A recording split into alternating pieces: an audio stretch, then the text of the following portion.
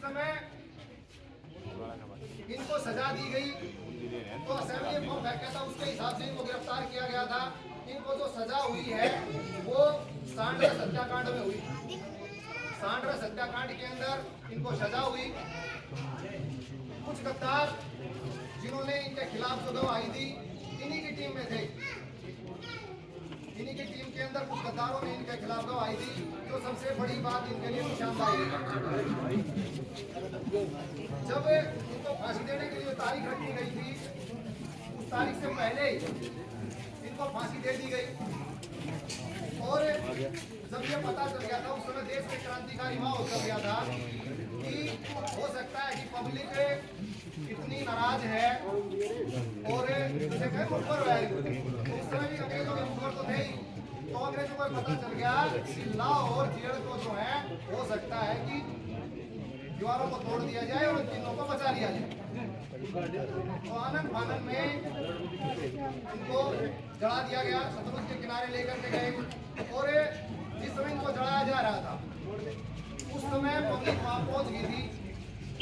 अब जड़ा शरीर वहां से पब्लिक ने अपने अंदर ले लिया और फांसी को जलाया गया था। अब अपने सर्वोच्च बलिदान के लिए इनको याद किया जाता है। इनकी अनेक, जैसे मैंने एक सुनाया आपके सामने, इनके जीवन में बहुत सी प्रसंग जुड़े हुए हैं। खाने की बात अगर जो कह रहे थे अभी की भूख हड़ताल की बात थी, इन्होंने भूख हड़ताल की जिस बंगाली की बात कर रहे थे वो जतीन दास थे। तो भूख हड़ताल के दौरान इस प्रकार की घटनाएं अंग्रेजों के द्वारा की जाती थी। इनकी माता जी जो थी इनके लिए खाना लेके गई, के जमींदार परिवार से थे, ठीक ठाक इनका काम था। और एक बात ये भी है कि जिनके अंदर कुछ दम था ना वही इन्होंने क्रांति में भाग लिया है। जागरूक भाई होता है। अगर बड़े एरिया की बात करें, इस एरिया जिस एरिया में आप और हम खड़े हुए हैं, तो बुढ़ियाणी से भी थे बाबू बागुल ग्रुप, जिसकी कोठी भी है, हवेली है। ज्योति ओम प्रकाश चुगड़ा साहब जब आए थे तो उन्होंने वहाँ कुछ ताले बना रखा है बाबू बाल मुकुंद गुप्त। और कभी आप अमृतसर जाए जलियांवाला के अंदर तो बागुल का बाकायदा फोटो लगा हुआ है। बुढ़ियाणी से थे वो, बागुल का परिवार बंगाल की तरफ चला गया था। तो इनकी माँ ने उनके लिए जो भोजन दिया, बोले ले बेटा भोजन कर ले, अपनी प्रकार से कर ले। तो इन्होंने उस समय बताया था कि माँ, देश के अंदर जो है ना लगभग 36 करोड़ जनसंख्या है, तो मन तो रोटी खवा देगी, मैं तो खा लूंगा, मेरा तो पेट ही भर जाएगा।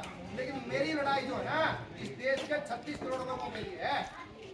अकेली मेरी लड़ाई नहीं है ये। मेरी लड़ाई कोई ना मेरे परिवार के लिए है ना समाज के लिए है। मेरी लड़ाई संपूर्ण देश और आगे आने वाली पीढ़ियों के लिए है। और इन्होंने उन पीढ़ियों के लिए जो आज और आप और हम यहाँ बैठे हुए हैं, जो आजादी की इस जगह में सांस ले रहे हैं, कई बार लोगों ने सुनने को मिल जाता कि अंग्रेजों का राज बढ़िया था। जिन्होंने वो देखा है ना, जो समझ में आता है अंग्रेजों का राज क्या था। आप इकट्ठे नहीं हो सकते। आप 13 अप्रैल 1919 का जलियांवाला बाग हत्याकांड, जिसके बारे में आपने पढ़ा होगा, सुना होगा, क्योंकि हिस्ट्री के अंदर बार बार जिक्र आता है। 14 अप्रैल 1919 के अखबारों की कटिंग है जलियांवाला बाग के अंदर। अखबारों की कटिंग नंगा करके चौक पे पीट रहा गया है। घुटनों के बल खंबा जैसे था, उनके ऊपर टोपी टांग दी। बोले टोपी जब तक दिखेगी ना तने घुटना का बल चालना पड़ेगा। ये था अंग्रेजों का अच्छा था। बहुत अनेक प्रकार की यात्राएं इन्होंने सही अपने जीवन के लिए, और हमें आजादी दी। और हमारा ये कर्तव्य बनता है कि जो हम काम कर रहे हैं, जो समाज, देश, परिवार जिसके लिए करें, वो अपना अच्छी प्रकार से काम करें। और अगर अच्छी प्रकार से काम करेंगे तो इसके प्रति जो जन्मदिन मनाना उद्देश्य नहीं है, जन्मदिन मनाना उद्देश्य नहीं है। इस कई प्रकार के जो कर्म और कार्य होते हैं उनका उद्देश्य इन बच्चों को जागरूक करना होता है कि बच्चे उनके बारे में सीखें।